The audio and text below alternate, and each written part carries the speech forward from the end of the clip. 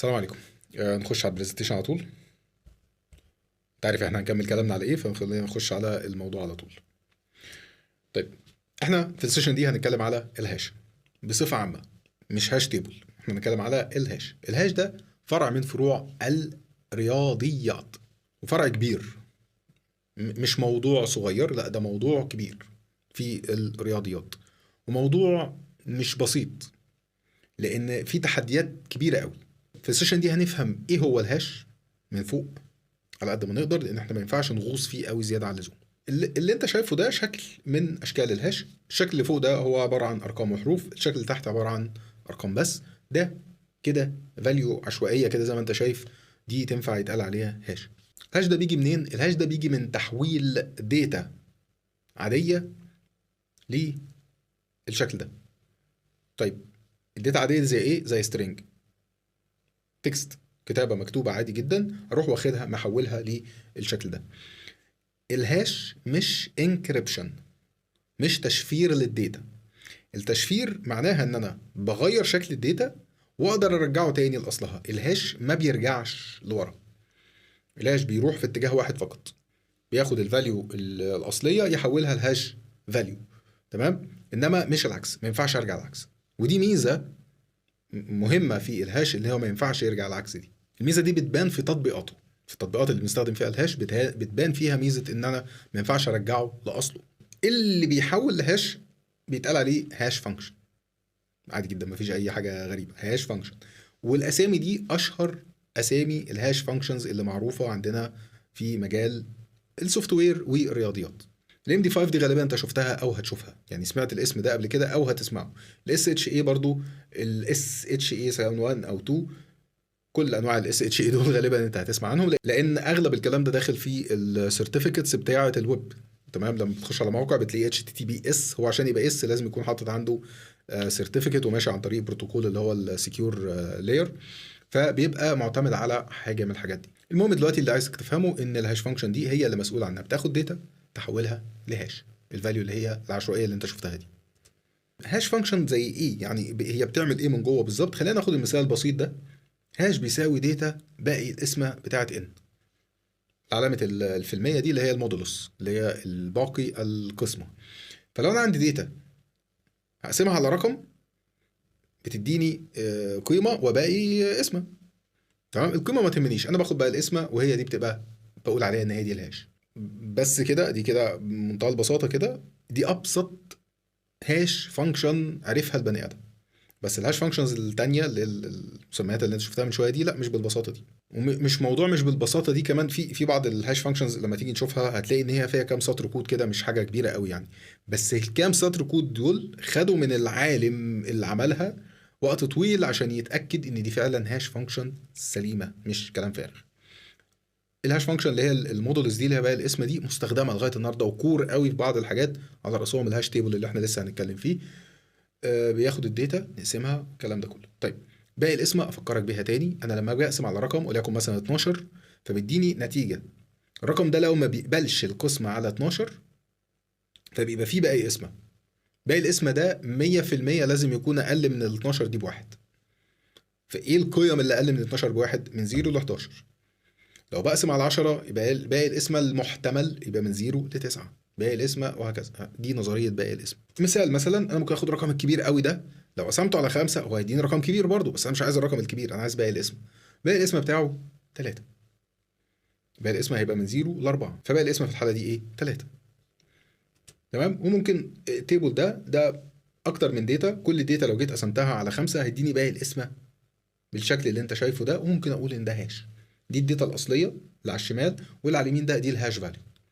طيب، كلمة هاش خلي بالك، معناها الأصلي في اللغة حاجة بايظة، حاجة باظت، حاجة اتحولت وكانت بتتقال على الأكل، اللي هو يعني الأكل خلاص ما بقاش صالح للأكل يعني، وما ينفعش يرجع يبقى سليم تاني. هم خدوها وسموا، يعني خدوا كلمة هاش وفي الرياضيات من هذا المصدر يعني. لان انا 3 دي ما ينفعش ارجعها للداتا دي، ما ينفعش يعني، ما فيش حاجه ممكن اعملها ترجع للداتا دي.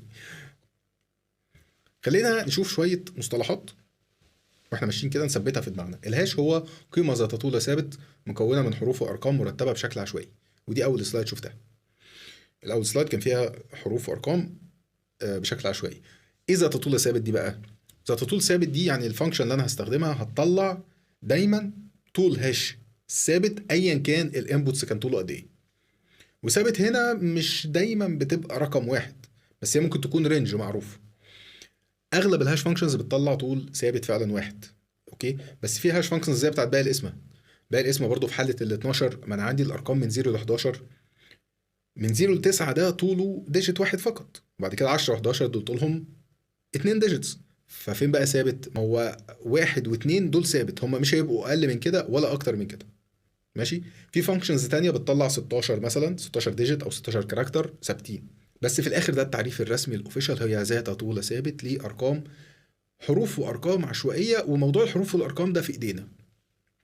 يعني الفاليو اللي بتطلع، انت شفت اول سيشن الداتا اللي بتحول من انتجر لباينري، والباينري ممكن احوله لتكست، والتكست يرجع تاني للباينري.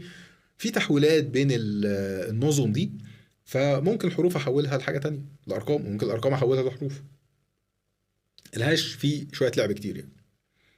طيب، تاني ترم عندنا هو الهاش فانكشن. الهاش فانكشن هي الداله التي تقوم بتوليد الهاش بطول ثابت لاي داتا ايا كان حجمها. ده الكلام اللي احنا بنقوله، بس دي التعريفات الرسميه. طيب، هاش تيبل، اول ظهور لكلمه هاش تيبل، هو مكان يخزن فيه ماب ما بين الداتا الحقيقيه والهاش الخاص بيها. شبه التيبل اللي انت لسه شايفه من شويه كده. الداتا اهي والهاش اهو. تمام. طيب، وكلمه ماب يعني ايه؟ كلمه ماب في علم الرياضيات يعني علاقه 1 تو 1 بين حاجتين. علاقه 1 تو 1 ده زي الكي فاليو بير كده. كي وفاليو لازقين في بعض، دي بيتقال ان هما في ماب ما بين الاتنين دول مع بعض. دي شويه مصطلحات، شويه تيرمز بس تكون عارفها كده وخليها في دماغك دايما. خلينا نشوف مثال مختلف عن الباقي الاسم. عندنا وليكن الداتا دي، ده تكست، هو ده تكست، this is original text، هو كله على بعضه كده. هدخله على هاش فانكشن وليكن fnv1a، ودي واحده من اللي كان اسمهم مكتوبين من شويه. الهاش اللي هيطلع لي عن طريق الفانكشن دي هيبقى كده. الهاش ده هيكسا ديسيمال. الفاليو اللي انت شايفها دي هيكسا ديسيمال. كل 2 هيكسا بياخدوا بايت. فدول عددهم عد كده، دول 8. 8 يعني لو كل 2 بياخدوا بايت يعني دول 4 بايت. والبايت فيه 8 بت، 4 في 8 ب 32. طول الهاش ده 32 بت. تاني الحته دي لو انت بتقرا في الهاش جديد فالحته دي هتلخبطك. هتلاقيه بيقول لك الفانكشن دي طولها بتطلع هاش 32 بس، مش هقول لك اكتر من كده، هاش 32. الله، طب دول مثلا دول 8 حروف وكل حرف بياخد بايت، فطب دول يعني 8 في 8 ب 64 بت مثلا. يعني هم 8 كاركتر و64 بت، فين 32 في الموضوع؟ ده هيكسا. الهيكسا وضعه خاص. الهيكسا الاثنين فاليو بتوع الهيكسا بيعملوا بايت، مش الفاليو، مش الكاركتر الواحد. الدي والستة دول بيعملوا بايت، الزيرو والبي بيعملوا بايت تاني، وهكذا. فدول لو حسبتهم هتلاقيهم ان هم 4 بايت، 4 في 8 ب 32 بت، فده طوله 32 بت. المعلومه دي هتوفر عليك لف ودوران كتير. ملحوظه بقى مهمه في الهاش انه كيس سنسيتيف. كيس سنسيتيف يعني ايه؟ يعني حساس لحاله الاحرف بتاعه التكست. هو احنا اصلا الاو كابيتال مثلا غير الاو سمول. احنا عارفين السترنج في الاخر يتحول لايه؟ ارقام، سواء كانت اسكي او يو تي اف. فالاول كابيتال ليها رقم والاول سمول ليها رقم، فهو بيعتمد في الاخر على انه بياخد التكست ده يتعامل مع الرقم بتاعه. فده المقصود بان هو حساس لحاله الاحرف. لو جينا خدنا نفس التكست وعملنا 3 نسخ، كل نسخه فيها حاجات كابيتال وحاجات سمول مختلفه، بس هو نفس التكست، هتلاقي ان الهاش بيطلع مختلف. ده اكيد.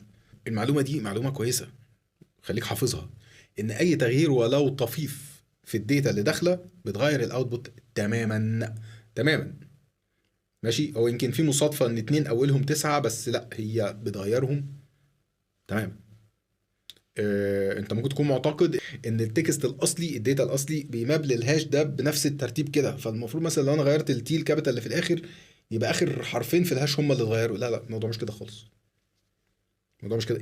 الهاش دي بتعمل سكرامبلنج او بتبهدل الداتا، بتفرمها قبل ما تطلع هاش. الهاش فانكشن دي اسمها fnv1a. خلينا ناخدها كمثال، نفكر فيها شويه كده، نكتبها، نعملها كود ونشوف هو شغال. التكست اللي انت شايفه ده، الالجوريزم اللي انت شايفه ده اللي كتبه عالم الرياضيات اللي عمل الفانكشن دي. ده التكست بتاعه، مش عايز اقول خط ايده يعني، بس دي اللهجه بتاعته.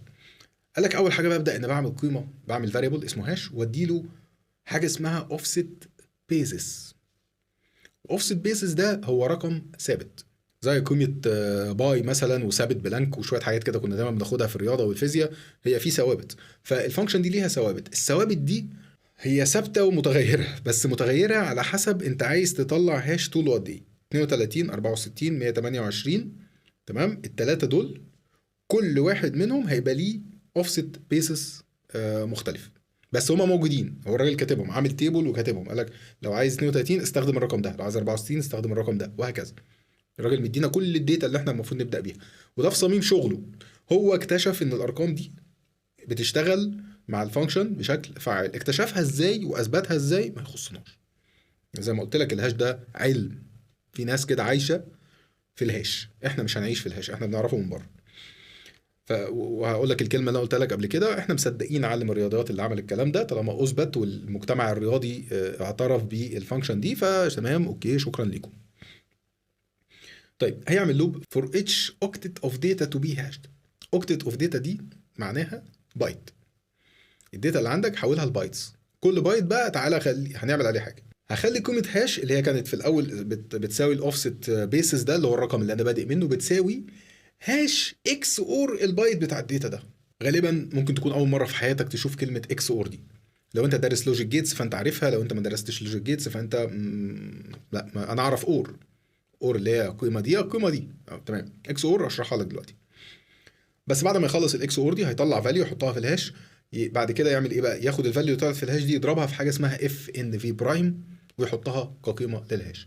برضو الاف ان في برايم ده زي الاوفست بيزس مكتوب في الجدول، هتستخدمه في حاله 32 64 128 في 3 ارقام. فدي ارقام ثابته بروفايدد، مقدمه لينا كده ايه، جاهزه. زي ما انت شايف الفانكشن بالنسبه لنا احنا بنقول عليها دي بشلن، يعني سطرين كود ولا حاجه. بس طبعا عالم الرياضيات عشان يطلع بيها ويثبتها وشويه حاجات كده هقول لك يعني دلوقتي هتفهمها، يتاكد انها سليمه، لا ده موضوع كبير مش صغير.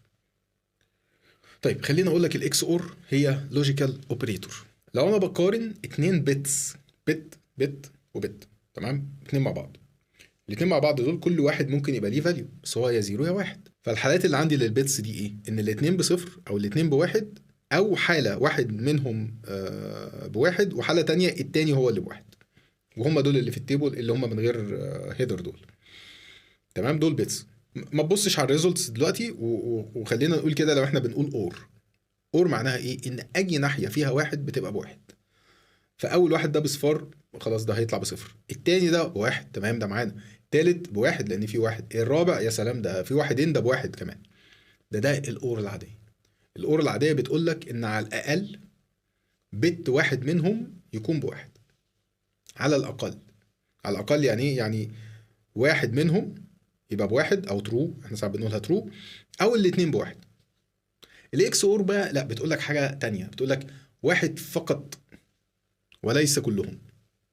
واحد فقط اللي يكون بواحد وليس كلهم. وده الفرق هنا في اخر واحد، ان الاتنين بواحد بس النتيجه بصفر. اخر قيمه عندنا الاتنين بواحد لكن النتيجه بصفر. ليه؟ لان الشرط بتاع الاكس اور اللي مخليها اصلا اكس اور ما اتحققش. سهله، مفيهاش اي حاجه.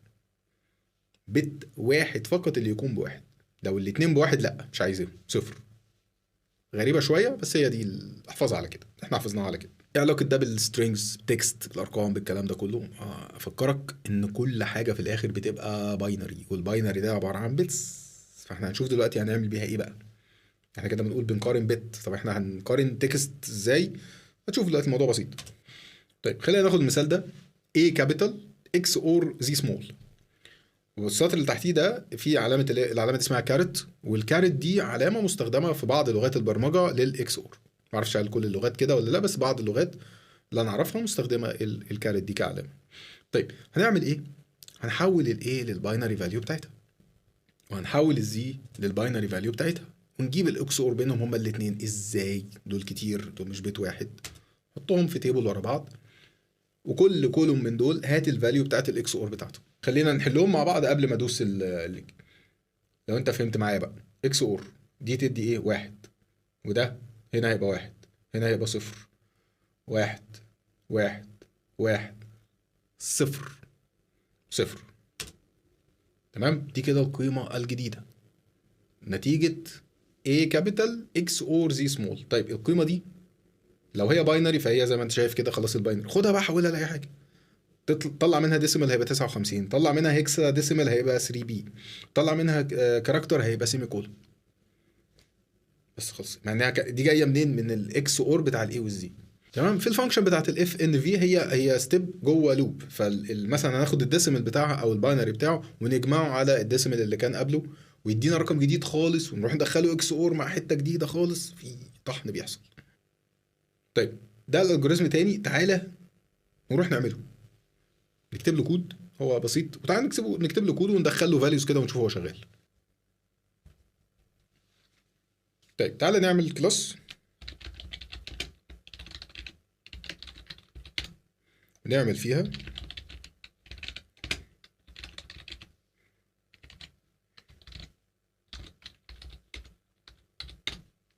هنعمل اف ان في الاول نسخه تطلع 32 بت، ونعمل نسخه تانية بعدين تطلع 64 بت عشان نشوف الاثنين. خلينا نتعامل مع السترنج، وخلينا نكتب هنا ال offset basis بتاع ال 32، وانا هنقله طبعا من التيبل اللي هو كاتبه. ده هيبقى 2 1 6 6 1 3 6 2 6 1. طيب والبرايم برضو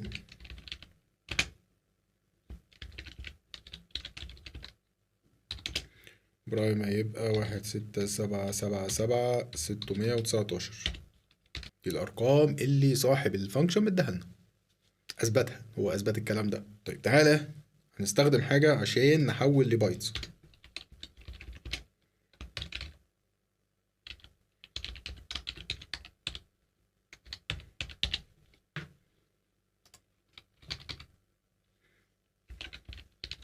عايزين array of bytes عشان نتعامل معاها.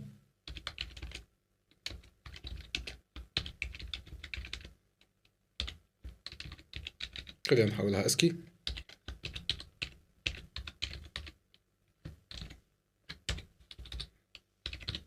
حول السترنج اللي جاي ده لاسكي وبعدين يتحول لبايت، او احنا يعني هو هيتصرف بقى. دي فانكشن جاهزه زي ما انت شفت كده في السي شارب. اللغه بتاعتك قد يكون ما فيهاش حاجه جاهزه، تضطر تعملها انت بنفسك.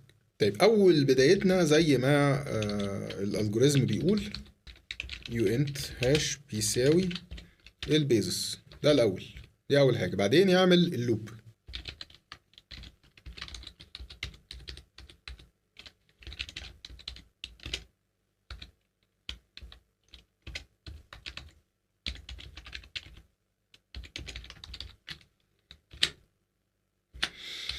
ماشي في راحتك.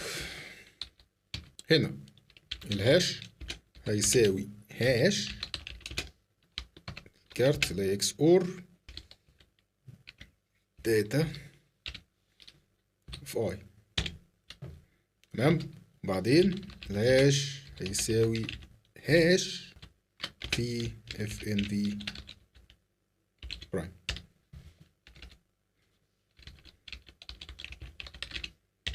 بس كده. انا بقترح نزود لوج عشان برضو احنا بنتعلم، عايزين نشوف اللي بيحصل. console dot write line. خلينا نكتب السترنج نفسه اللي جاي،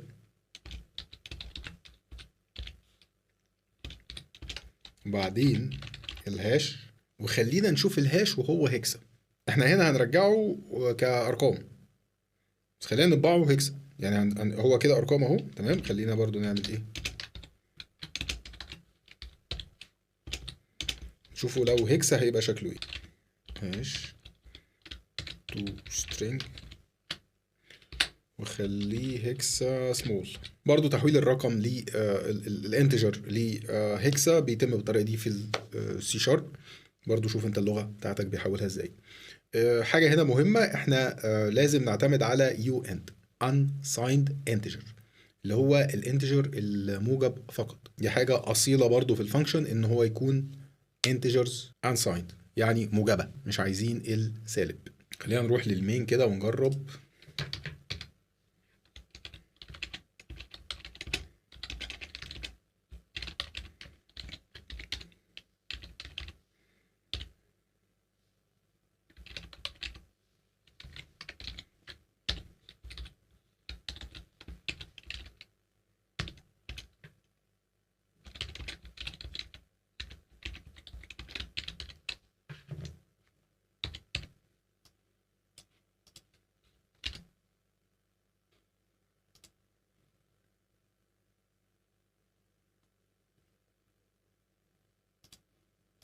اه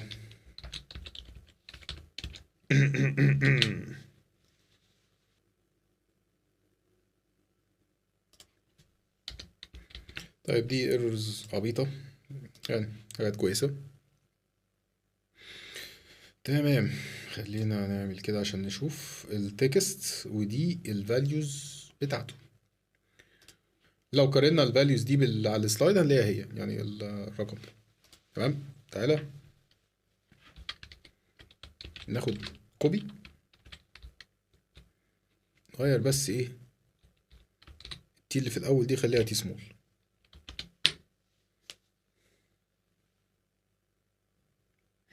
حاجة تانية خالص. طيب تعالى نعمل النسخة دي بس ال 64.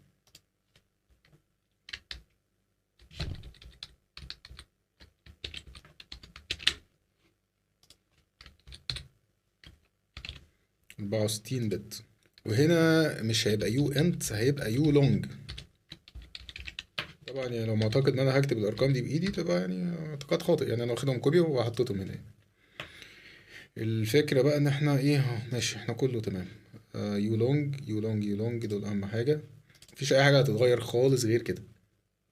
الداتا تايب بقى يو لونج، والبيزس والبرايم دي ارقام اللي هي بتاعة ال 64.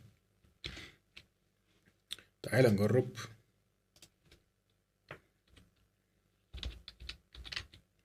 ناخد الرقم ده كده نخليه 64، او التكست ده يعني الداتا دي خليها تبقى 64. 40 مش في حاجة. انا حطيتها بره الكلاس.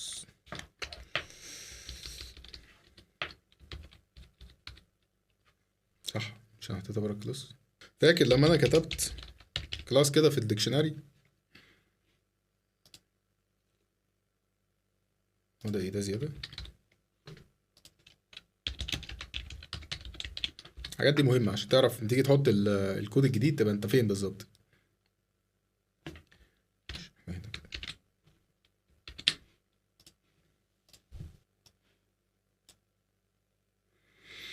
مم. ماشي، في حاجة يو انت نسيناها وده مفيش مشاكل. هنا اهي كوبي وبيست برضو لازم، دي مشاكله. يلا،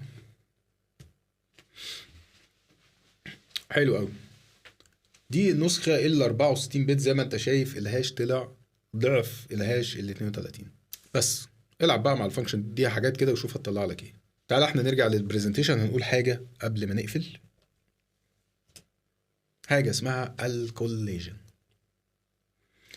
الكوليجن وهو خاصية معروفة في الهاش فانكشنز. كوليجن يعني تصادم، وهنا هو يعني مكبرين الموضوع شوية، بس هي المقصود بالكوليجن ان الهاش فانكشن الواحدة تاخد انبوتس مختلفة لكن بتطلع نفس الهاش. الهاش فانكشن ممكن تطلع نفس الهاش لانبوتس مختلفة. في الحالة دي بيتقال عليه كوليجن، تصادم، حصل هنا تصادم. المثال اللي انت شايفه ده string نمبر 1 وسترينج نمبر 2 دخل على فانكشن مش اللي احنا عاملينها، حاجة تانية خالص، ويطلع نفس الهاش بالظبط. وهاش كبير يعني، هاش المفروض يعني ارقام كبيرة يعني كتير طلعوا زي بعض بالظبط. كوليجن من الحاجات اللي بتحصل في الهاش، مش اللي هي لو حصلت ده معناه ان الهاش وحش، لا هي بتحصل. بس الفكرة دلوقتي انها هتحصل امتى، هتحصل كل قد ايه. في هاش فانكشنز بتماركت نفسها انها تحصل مرة كل 70 سنة، مرة كل مليون سنة، مره مش عارف كل كام سنه، مره حسب الايه، بس حسب طبعا البارامترز اللي داخله. في بارامترز معينه كل ما بتصغر كل ما الكوليجن بيبقى احتمالاته اكبر. الارقام البرايم والبيزس اللي في الاف ان في دي بتساعد ان احنا الكوليجن يبقى قليل. اللي عاملين الاف ان في بيقولوا انك ممكن تستخدم الفانكشن دي وما تشوفش منها كوليجن في حياتك، تمام. لكن في حاجه زي المودولس اللي هي باقي القسمه، الكوليجن ده هتشوفه، يعني هتشوفه، ده مفيش كلام. فالكوليجن ده من الحاجات اللي بتتعب علماء الرياضيات عشان يتجنبوها. هو دي بقى الحاجه اللي التحديات، اقوى التحديات عند اي عالم رياضيات بيحاول يصمم هاش فانكشن جديده. ازاي الفانكشن بتاعتي دي تتجنب الكوليجن؟ وعلى الجانب الاخر في ناس بتحاول تثبت ان الفانكشن بتكولايد بيحصل فيها في تصادم بيحصل فعلا بين الداتا. اوكي، في الفانكشنز الكبار المشهورين الام دي 5 دي مثلا، في ناس طلعت ابحاث كتير قوي انها بيحصل فيها كوليجن، على الرغم انها كانت الماركت بتاعها انها مش هيحصل، بس عملوا تجارب وحصل. بس طبعا في ظروف مخصوصه وحالات نادره يعني انها تحصل، بس بتحصل. الكوليجن هيحصل، مش حاجه مستبعده. استخدامات الهاش كهاش، سيبك من الهاش تيبل. استخدامات الهاش ابسط حاجه، احنا بنسيف الباسورد في الداتابيز متهيشه، احنا بنقولها كده بينا وبين بعض بنقول كده متهيشه، اوكي، او هاشد يعني لو عايز الكلمه السليمه يعني. لما تيجي تعمل سيستم يكون فيه لوجين يوزر نيم وباسورد، انت مش بتاخد الباسورد از بلين تكست وتحطها عندك في الداتابيز، اللي بيعمل كده بيتحبس تمام. لازم تاخد الباسورد تدخلها على هاش فانكشن تطلع هاش فاليو تتحط في الداتابيز. انا وانت بقى اللي هم الناس المسؤوله عن الداتابيز لما يشوفوا الهاش فاليو ما يقدروش يستخدموها في ان هم يعملوا لوجين على السيستم، لانها ما بترجعش. انا مش هقدر اخد الهاش دي ارجعها. لو انت عامل فانكشن بتطلع فاليو ينفع ترجع، دي ما اسمهاش هاش فانكشن، دي كده اسمها انكريبشن. واحنا مش بنعمل انكريبشن للباسورد، احنا بنعملها هاش. انا ممكن اعمل انكريبشن للداتا المهمه، عشان الداتا المهمه انا محتاج ارجعها تاني، انما الباسورد بتعمل لها هاش، يعني بنبوظها. حاجه تانية الداتابيز اندكسنج، يعني ايه؟ والله بص، هو دي حاجه شبيهه بفكره الهاش تيبل اصلا، فاحنا مش هنشرحها، بس كل اللي اقدر اقوله لك انها بتقلل وقت السيرش على الداتا بفارق زمني رهيب. يعني لو في كويري الطبيعي بتاعه انه ياخد دقايق، لما بنعمل اندكسنج بياخد ملي سكندز، من دقايق لملي سكندز، دي حاجه عظيمه جدا. دومين نيم سيرفرز، طبعا الدي ان اس سيرفرز اللي هي انا وانت دلوقتي عشان نتعامل على النت اصلا لازم يكون في حاجه اسمها دي ان اس سيرفر مسؤول عن توصيل السيرفرز ببعضها. فبرضو السيرشنج والبحث والايجاد الراوتس والكلام ده بيعتمد على الهاش. هتفهم الكلام ده واحده واحده، يعني حتى لو انت مش مستوعبه دلوقتي هتفهمه واحده واحده. الدي ان اس سيك ده بروتوكول في الدي ان اس هو بيستخدم الهاش. الفايل فينجر برينتس، ودي حاجه بسيطه. فانا ممكن يكون عندي فايل فيديو مساحته جيجا، ادخله على هاش فانكشن يقعد يلف يلف يلف يعمل اللوب بتاعته مثلا ويفرم ويعمل وبتاع، في الاخر يطلع لي 8 حروف، او بلاش 8 هيبقى يعني قليل على الحاجات الكبيره دي. طلع مثلا حاجه 128 حرف، هاخد ال 128 حرف دول واسيبهم على جنب كده، والفيديو ده اروح بعته عن طريق النت الحد ده لما يستلم اروح مديله الهاش دي على جنب، الهاش فاليو دي، اقول له اتاكد، اعمل بقى هاش فانكشن عندك اتاكد ان الفيديو ده ما تلعبش فيه في السكه على مجالك، محدش حط فيه حاجه ماليشيس وير ولا حاجه، تروجان فايل ولا الكلام ده. فتروح انت مدخل الفيديو ده على هاش، نفس الهاش فانكشن المفروض انها تديك نفس الهاش فاليو، ودي بتستخدم غالبا الام دي 5 بتستخدم في الحاجات دي، تمام. يعني دي حاجه اند مور الهاش ده داخل في حاجات كتير قوي، مش في دي بس، داخل حتى في الداتابيز، داخل في حاجات ليها علاقه بتوزيع الداتابيز على اكتر من سيرفر، وداخل في حاجات ليها علاقه في السيرفرز، هي نفس الفكره برضو، اللود بالانسنج والكلام ده داخل في الموضوع ده بشكل متعمق جدا. قبل ما نقفل الموضوع نيجي حاجه مهمه لازم تفهمها. الهاش زي ما قلت لك هو موضوع كبير جدا، لكن كلنا لازم نكون فاهمين الهاش ده بيشتغل ازاي من بعيد، زي ما احنا فهمنا كده. اللي احنا فهمناه في السيشن دي حاجه، هنزود عليه برضو شويه معلومات تانية، تمام. والمعلومات التانية دي ليها علاقه كمان الموضوع بتاع السيرتيفيكتس بتاعه الويب، كلنا محتاجين نكون فاهمين هي بتشتغل ازاي. وكلنا دي اقصد بيها كلنا اي وظيفه ليها علاقه بالكمبيوتر، سواء انت حد بتاع اي تي، سواء انت سوفت وير انجينير، اس ار اي، ايا كان انت مين، لازم تكون فاهم ايه اللي بيحصل فقط. انما مش مطلوب منك ان انت تخترع هاش، ولا مطلوب منك ان انت تعمل اي حاجه، بس مطلوب منك تكون فاهم. احنا كده فهمنا تقريبا نص اللي انت محتاج تفهمه عن الهاش، اللي باقي لك حاجات بسيطه بس تشوف تطبيقات السيرتيفيكتس دي شكلها ايه بالظبط، بس كده. هنكمل بقى في السيشن الجاية، هندخل في الهاش تيبل ذات نفسه بقى.